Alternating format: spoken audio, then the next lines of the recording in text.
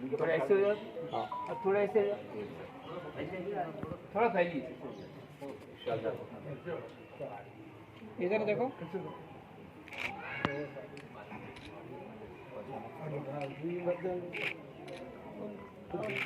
भाई साहब कहाँ है? आइए इधर आइए, सामने आइए आप, आइए। हीरो नाम है लेकिन हीरो ये बाजी के भाई है, कश्मीर से आए हैं खासकर। इनके नंबर लेके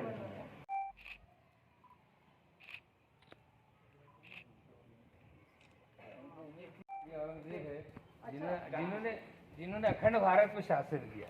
हम इसीलिए बुला रहे हैं कि इनकी सादगी जो है तो देखने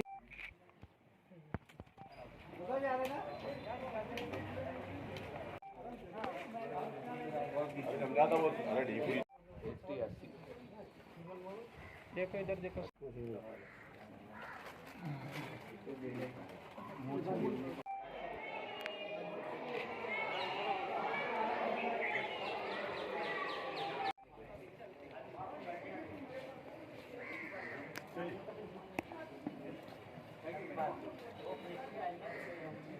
देखो इधर देखो।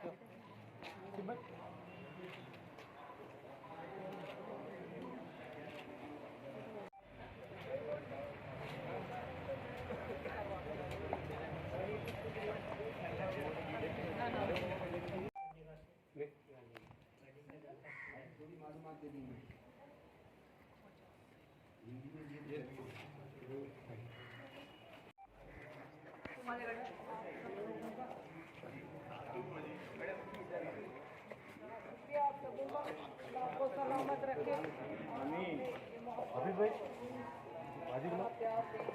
ये ज़ियारत नसीब हुई, ये अल्लाह का करम है।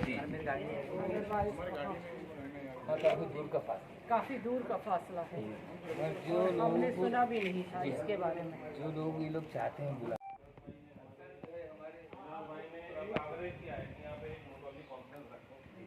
एक काम मेरी गुजारिश है, आपके पास तो कोई अगर एक ऑफिसर आता है यहाँ पर, जैसा कल डिस्कस हुआ, तो औरंगाबाद के जितने भी लोग हैं उनको बुलाकर एक आपके मौजूदगी में रहमतुल्लाह अलैह की है। ये इनकी ख्वाहिश थी कि मेरी मज़ार कच्ची रखना, मिट्टी की मज़ार बनाना, मज़ार के ऊपर जो पौधा लगा है सब्जे का लगाने का, यानी इसका जो बीज वगैरह निकलता है इसको शरबत में फालूदे में डाल के पीते, ठंडा होता है। और ये इनकी ख्वाहिश थी कि मेरी मज़ार के ऊपर कोई गुम्बद नहीं बनाना, सफ़ेद सादा चादर डालना, जैसा कि मामूली गरीबों का कब्र होता है वैसे मेरी कब्र बनाना, कोई अमीरों को तरह रंगीन जरी या मखमल का कोई कलर वाला शीट इसके ऊपर नहीं चढ़ाना। ये जो मार्बल का जाली दिखाई दे रहा है, इसके पहले यहाँ पर इसी किस्म की ओरिजिनल लकड़ी की जाली थी, मिट्टी का फर्श था, लेकिन ये सब बाद में Lord Curzon Wester of India की बहुत ही रिक्वेस्ट करने पर हैदराबाद के जो 7वें निजाम थे तो उन्होंने ये जाली बनवा दी 1921 के अंदर। अच्छा। और इनकी लास्ट विल ये थी कि मेरी कब्र जो है सिर्फ 14 रुपया 12 आने में बनाई जाए, क्योंकि उस जमाने में ये पूरे हिंदुस्तान के शहंशाह रहने के बाद ये अपनी मेहनत खुद करते थे, अपना से टोपियाँ सीते थे, कुरान शरीफ की नकल करते थे उस जमाने में। तो कुरान लिखाई का इनके पास 350 रुपया बैलेंस था, लेकिन उन्होंने कहा था कि वो 350 रुपया भी मेरी मज़ार में नहीं लगाना, क्योंकि हो सकता है कि मैं भी एक इंसान हूँ, मुझसे कुरान शरीफ लिखने में अगर कुछ गलती हुआ तो इसका जब अल्लाह ताला के पास देना पड़ेगा, इसलिए सब पैसा उन्होंने गरीबों में और फखर में तकसीम कर दिए थे। और जो टोपी सिलाई का 14 रुपया 12 आना था, तो इन्होंने अपने बड़े लड़कियों की वसीयत की थी कि चाहे मेरी मज़ार कैसी भी बने उसी पैसे में मेरी मज़ार बनाना, कोई हुकूमत का पैसे इसके अंदर नहीं लगाना। इनका जन्म जो हुआ था तो ये 1616 में हुआ, और बाजू में इनके बुजुर्ग की मज़ार है, उनका नाम है ख्वाजा सैयद जैनुद्दीन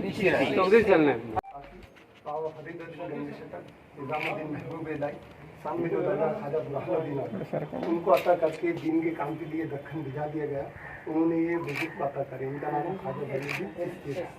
ऊपर एक आशार लिखा हुआ है, बिस्मिल्लाहिर्रहमानिर्रहीम, यहाँ खास मुस्तफ़ा चिरागी वगैरह वगैरह वगैरह इस तरह से बड़ा अहम काम करते हैं। हमारी दरगाह कमेटी की तरफ से एक बात ये बड़ा हाँ, इसका जितना मेंटेनेंस वगैरह है सब दरगाह कमेटी करती है। वक्फ बोर्ड से कोई किसी किस्म की government of Maharashtra central government से कोई 5 पैसे मिलते नहीं, लेकिन ये जो हमारा जो इंतजामिया है वही इसको चलाता है, चिरागी वगैरह आती, कुछ किराए वगैरह आती इस तरह। अब हम लोगों ने सुना है कि वक्फ काउंसिल जो है तो कुछ फंड मुहैया करवाती है, अब तक तो हमको कहीं से मिला नहीं।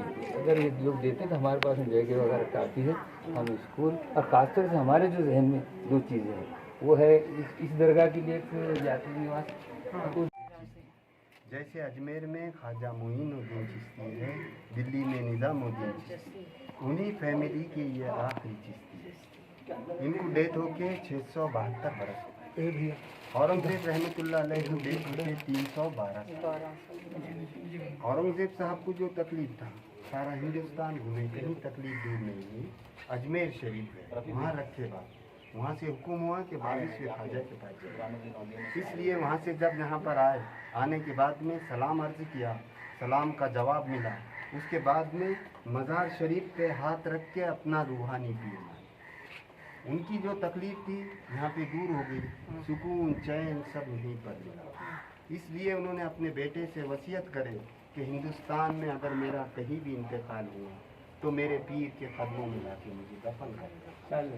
इसलिए उनके बेटे शहंशाह मोहम्मद आजम शाह, इधर बाजू में उनका मज़ार है, जिन्होंने औरंगाबाद में बीबी का मकबरा मिनी ताजमहल अपनी माँ के लिए बनाया। उन्होंने अपने वालिद की वसीयत के मुताबिक औरंगजेब साहब का इंतकाल अहमदनगर डिस्ट्रिक्ट में हुआ, वहाँ से उनका डेड बॉडी लाके उनके कब्र में रखा। हनीफ भाई, आप क्या बोलेंगे? सूफियों की सरजमीन पर जो खुशबू हमको महसूस होती है, वो खुशबू से दूर जाने के लिए दिल नहीं चाहता है, लेकिन कुछ मजबूरियाँ ऐसी रहती हैं कि काम भी करना होता है। शायद हिंदुस्तान में एक ऐसी सरजमीन खुल्दाबाद में है जहाँ पर जिधर नज़र आप उठाएंगे सूफी इज़्म और दरगाहों की ज़ियारत होती रहेगी। वैसे तीसरी बार है मेरा यहाँ आने का। दो दिन मैं यहाँ रह कर गया, लेकिन फिर भी मुतमईन नहीं हुआ। आज इस दरगाह पर हाज़िरी देने के लिए 21वें ख्वाजा बुरहानुद्दीन रहमतुल्लाह की दरगाह पे जो हाज़िरी देने के लिए आए हैं, यहाँ आने के बाद खुल्दाबाद में जैसे ही कदम रखते हैं जो सुकून हमें महसूस होता है, शायद हिंदुस्तान की किसी सरजमीन पर भी उतना सुकून महसूस नहीं हो सकता। और यहाँ के जो अभी यहाँ के खादिम और जो जिम्मेदारान कमेटी ने जो हमारे सामने मुतालबात रखे हैं, इंशाल्लाह सेंट्रल वक्फ काउंसिल के ज़रिए से प्राइम मिनिस्टर जन विकास योजना के तहत जो भी स्कीमात है उस पर बराबर अमल होगा।